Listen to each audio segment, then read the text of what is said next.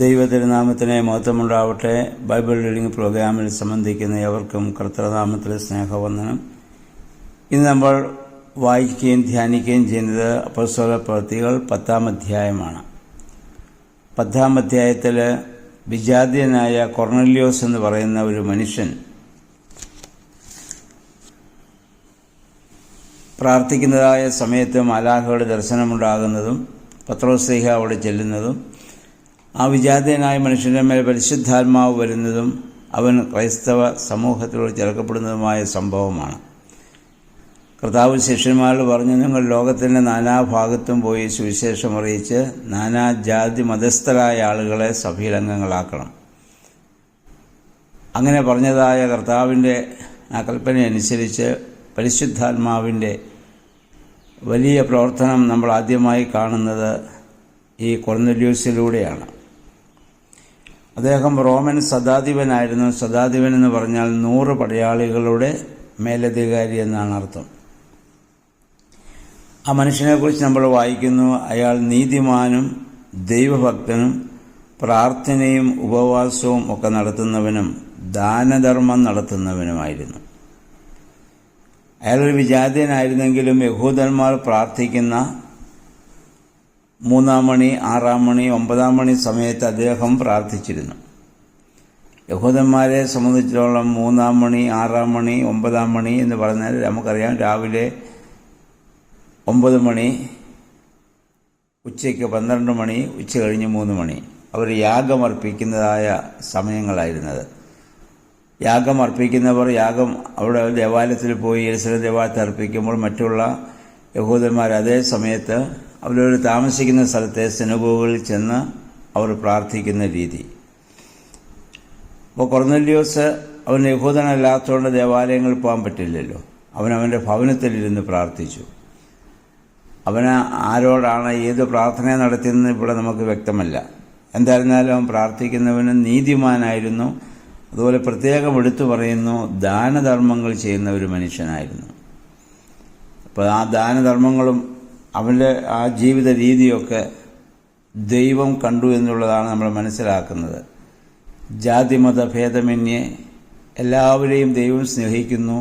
എല്ലാവരുടെയും രക്ഷയാണ് ദൈവത്തിൻ്റെ ലക്ഷ്യം എന്നുകൂടെ നമ്മൾ മനസ്സിലാക്കിയിരിക്കുക. നമ്മളും അതുപോലെ 3-ാം മണി, 6-ാം മണി, 9-ാം മണി സമയത്തെ പ്രാർത്ഥനകൾ നമുക്കുണ്ട്. യഹൂദ ക്രമപ്രകാരം തന്നെ നമ്മൾ പ്രാർത്ഥനകളുടെ സമയം സഭ നിശ്ചയിച്ചിരിക്കുന്നത്, യാമപ്രാർത്ഥനകൾ.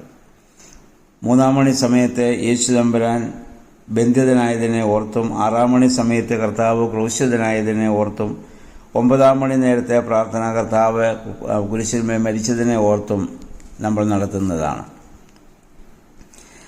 അത് ഏത് ജാതിയായാലും നല്ല ഭക്തന്മാർ ആത്മാർത്ഥതയോടെ കഴിക്കുന്ന പ്രാർത്ഥനകളും പുണ്യകർമ്മങ്ങളും ദൈവസ്ഥാനത്തിൽ പ്രവേശിക്കുന്നു.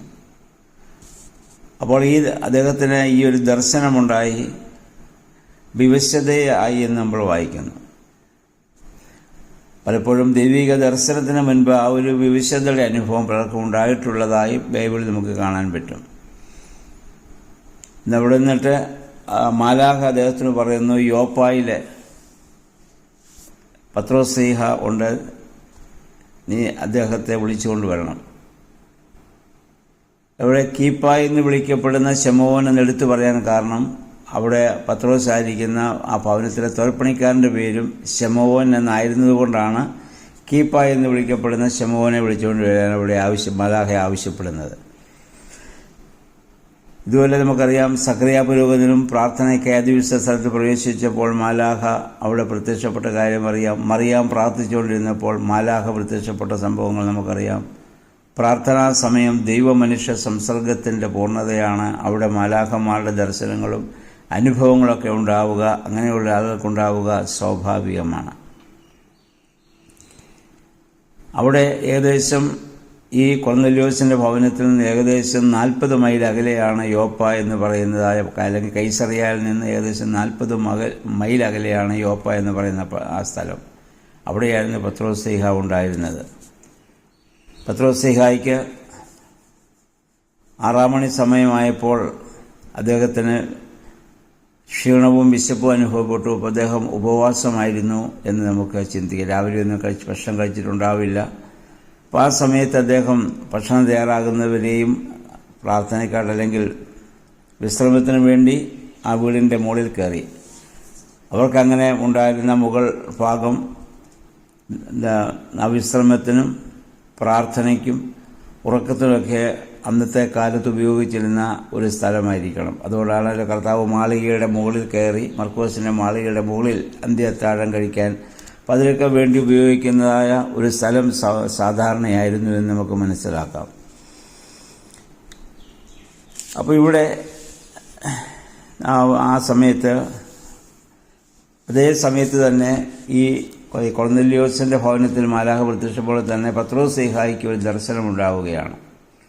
വിശന്നിരിക്കുന്ന പത്രോസിൻ്റെ മുമ്പിൽ സ്വർഗ്ഗത്തിൽ നിന്ന് ഇറങ്ങി വരുന്നതായ ഒരു തുപ്പട്ടി, അതിൽ ഭൂമിയിലെ എല്ലാ ഇഴജാതികളും ഒക്കെ ഉണ്ട്, അറുത്ത് നീ തിന്നുക. യഹൂദനെ സംബന്ധിച്ചിടത്തോളം ഏതൊക്കെ ഭക്ഷിക്കണം, ഏതൊക്കെ ഭക്ഷിക്കാൻ പാടില്ല എന്നുള്ള നിയമമുണ്ട്, വ്യവസ്ഥയുണ്ട്. അപ്പോൾ പത്രോസ് പറഞ്ഞ് അശുദ്ധമായതൊന്നും ഭക്ഷിക്കാൻ പാടില്ലല്ലോ. പക്ഷെ ദൈവം വിശദീകരിച്ചതിനെ നീ അശുദ്ധമായി വിചാരിക്കരുത് എന്നുണ്ടായി. ആ സമയത്താണ് കൊർന്നേലിയോസിൻ്റെ ഭവനത്തിൽ നിന്ന് വരുന്നവർ അദ്ദേഹത്തെ അന്വേഷിച്ച് ഇവിടെ വരുന്നത്. അപ്പോൾ പത്രോസ് ശ്ലീഹായ്ക്ക് മനസ്സിലായി ദൈവം എന്തിനാണ് തനിക്ക് ഈ ദർശനം കാണിച്ചു തന്നത്. ആരെയും നമ്മൾ അശുദ്ധരെന്ന് കരുതാൻ പാടില്ല. എല്ലാ മനുഷ്യരും ദൈവത്തിൻ്റെ സൃഷ്ടിയാണ്. അവരെ കൂടി പരിഗണിക്കുക എന്നുള്ളതാണ് ദൈവം എനിക്ക് തന്ന ദർശനമെന്ന് പത്രോസ് ശ്ലീഹാ തീർച്ചയായും അവിടെ മനസ്സിലാക്കി. അപ്പം 15 മുതൽ 24 വാക്യങ്ങൾ അയക്കപ്പെട്ട അല്ലെങ്കിൽ കൊർന്നേലിയോസിൻ്റെ ഭവനത്തിൽ നിന്ന് അയക്കപ്പെട്ടവർ ആ ശീമോൻ്റെ ഭവനത്തിൽ വന്ന കാര്യവും 25 മുതൽ 40 വരെ പത്രോസ് ശ്ലീഹാ കൊർന്നേലിയോസിൻ്റെ ഭവനത്തിൽ നിന്നുമായ കാര്യങ്ങളാണ് നമ്മൾ വായിക്കുക. ഇവിടെ കൊർന്നേലിയോസിൻ്റെ വിനയവും പത്രോസിൻ്റെ വിനയവും ഒക്കെ നമുക്ക് കാണാൻ പറ്റും. കാരണം ദൈവാത്മാവ് ഉണ്ടാകുമ്പോൾ, ദൈവിക ദർശനം ഉണ്ടാകുമ്പോൾ മനുഷ്യനുണ്ടാവുന്നതാണ് ഏറ്റവും വലിയ സ്വഭാവമാണ് വിനയവും താഴ്മയും. ആരെയും അംഗീകരിക്കാനും സ്നേഹിക്കാനും ഒക്കെ പറ്റുന്നതായ ഒരു വലിയ മനോഭാവം. അതെപ്പോഴാണ് ഉണ്ടാവുന്നതെന്ന് ചോദിച്ചാൽ ഈ സ്വർഗീയ ദർശനം അല്ലെങ്കിൽ പരിശുദ്ധാത്മാവ് നമ്മൾ വരുമ്പോൾ മാത്രമേ അത് സാധിക്കുകയുള്ളൂ. ആരെയും അശുദ്ധരെന്ന് ഗണിച്ച് ത്യജിക്കരുതെന്ന ദർശനത്തിലെ ആ സാരം പത്രോസ് ശ്ലീഹാ ഇവിടെ അറിയിക്കുന്നുണ്ട്. അപ്പോൾ കൊർന്നേലിയോസിൻ്റെ ഉപവാസത്തെക്കുറിച്ച് അന്ന് 4-ാം ദിവസം ഞാൻ പ്രാർത്ഥന പറഞ്ഞ 4 ദിവസവും അദ്ദേഹം ഉപവസിച്ച് പ്രാർത്ഥിക്കുകയായിരുന്നു എന്ന് വ്യക്തം. ഇവിടെ നമ്മൾ മനസ്സിലാക്കേണ്ട പത്രോസ് ശ്ലീഹാ അവരുടെ മേൽ അവർ സംസാരിച്ചുകൊണ്ടിരിക്കുമ്പോൾ തന്നെ പരിശുദ്ധാത്മാവ് അവിടെ കൂടിയിരുന്നവരുടെ മേൽ വന്നു എന്ന് നമ്മൾ വായിക്കുന്നുണ്ട്. ഇതിനു മുൻപ് സ്ത്രീഹന്മാർ പോലും മറ്റേ കൈവെപ്പ് കൊടുത്ത് ആ സമയത്താണ് പരിശുദ്ധാത്മാവിൻ്റെ അനുഭവങ്ങളൊക്കെ അവർക്കുണ്ടാകുന്നതെങ്കിൽ ഇവിടെ പത്രോസ് ശ്ലീഹാ കൈവയ്ക്കുന്നതിന് മുമ്പ് തന്നെ അവരിൽ മേൽ പരിശുദ്ധാത്മാവ് വരുന്നതായി കാണുന്നു. അത് പത്രോസിനെ വിശ്വസിക്കാൻ വേണ്ടി അല്ലെങ്കിൽ അവരെ അംഗീകരിക്കാൻ വേണ്ടിയുള്ള വലിയ ഒരു ദർശനമാണത്. വിജാതികളുടെ മേൽ പോലും പരിശുദ്ധാത്മാവിൻ്റെ ദാനം വർഷിക്കപ്പെട്ടതിനാൽ പത്രോസിനോടുകൂടെ വന്നിരുന്ന പരിച്ഛേദിതരായ വിശ്വാസികൾ വിസ്മയിച്ചെന്നാണ്. പരിച്ഛേദം എന്ന് പറഞ്ഞാൽ പരിച്ഛേദനയേറ്റ യഹൂദന്മാരായവരാണ്. എന്നിട്ട് അവർക്ക് അവിടെ അന്യഭാഷകൾ സംസാരിക്കാനും ദൈവത്തെ സ്തുതിക്കാനും ഒക്കെ ഉള്ളതായ ഒരു വലിയ അനുഭവം അവിടെ ഉണ്ടാവുന്നുണ്ട്. അപ്പോൾ ജാതികളുടെ മേൽ പരിശുദ്ധാത്മാവ് ഇറങ്ങി ആവശ്യിച്ചതിൻ്റെ ഒരു അടയാളമായിട്ടാണ് ഇവിടെയും അന്യഭാഷ അവർ സംസാരിക്കാനുള്ള കഴിവ് ഇവിടെ ലഭ്യമാകുന്നത്. അപ്പോൾ പത്രോസ് ശ്ലീഹാ 47-ാം വാക്യത്തിൽ പത്രോസ് ശ്ലീഹാ പറയുന്നു, നമ്മെപ്പോലെ തന്നെ പരിശുദ്ധാത്മാവിനെ സ്വീകരിച്ച് ഇവർക്ക് ജ്ഞാന സ്നാനം വിലക്കുവാൻ ആർക്ക് സാധിക്കും. എന്നിട്ട് പത്രോസ് ശ്ലീഹാ യേശുവിൻ്റെ നാമത്തിൽ അവർക്ക് സ്ഥാനം നൽകുകയാണ്. പിന്നെ പരിശുദ്ധാത്മാവിനെ നൽകേണ്ട കാര്യമില്ല. അതിനു മുമ്പ് തന്നെ പരിശുദ്ധാത്മാവ് അവരുടെ മേൽ ഇറങ്ങി ആവശ്യിച്ചു എന്നുള്ളതാണ്. അപ്പോൾ പരിശുദ്ധാത്മാവ് എപ്പോൾ എവിടെ പ്രവർത്തിക്കണമെന്നൊക്കെ നിശ്ചയിക്കുന്നത് നമ്മളല്ല, പരിശുദ്ധാത്മാവാണ്. അതുകൊണ്ട് ദൈവം ഇനി മുതൽ ജാതികളെ കൂടി അംഗീകരിക്കാനുള്ളൊരു വലിയ അവസ്ഥയിലേക്ക് പരിശുദ്ധ സഭ കടന്നു വരികയാണ്. അതിനു മുമ്പ് നമുക്കറിയാം കർത്താവിൻ്റെ 12 സ്ത്രീഹന്മാർ മാത്രം ആദ്യമുള്ള പ്രസംഗങ്ങൾ കേട്ടതല്ല യഹൂദന്മാരാണ്. ആ യഹൂദന്മാരായിരുന്നു അന്ന് ക്രിസ്ത്യാനികളായിരുന്നെങ്കിൽ ഇനി മുതൽ ജാതികളെ കൂടി സഭയിലേക്ക് സ്വീകരിക്കാനുള്ള ആ വാതിൽ ഇവിടെ തുറക്കപ്പെടുകയാണ്. അതുകൊണ്ട് നമ്മുടെ ജീവിതത്തിൽ നാനാജാതി മതസ്ഥരായ ആളുകളെ, നന്മ ചെയ്യുന്നവനെ, ദാനധർമ്മം ചെയ്യുന്നവനെയൊക്കെ ദൈവം അറിയുന്നു, അംഗീകരിക്കുന്നു എന്നുള്ള സത്യം ഈ 10-ാം അധ്യായത്തിൽ നിന്ന് നമുക്ക് മനസ്സിലാക്കാം. ഇനി മുന്നോട്ട് നമുക്ക് ഇവരെ അംഗീകരിക്കുന്ന കാര്യത്തിൽ അന്ന് വരെ ഈ ശിഷ്യന്മാരുടെ ഇടയിൽ പോലും അഭിപ്രായ വ്യത്യാസങ്ങളുണ്ടായിരുന്നു. അവരെ സ്വീകരിക്കാൻ പറ്റുമോ? അവരെ വിജാതികളെയൊക്കെ അശുദ്ധരെന്ന് കാണുന്ന ഒരു രീതിയായിരുന്നു ഉണ്ടായിരുന്നത്. പോലെ ആ സ്വർഗീയ ദർശനമുണ്ടായതുകൊണ്ടാണ് പത്രോസ് ശ്ലീഹ വിജാതി അവൻ്റെ ഭവനത്തിലേക്ക് പോകുന്നതും അവനെ അവിടെ സംസാരിക്കുന്നതൊക്കെ. സാധാരണ അവരുടെ ഭവനത്തിൽ ചെന്ന് അവിടെ സംസാരിക്കാറില്ല ഒരു യഹൂദൻ.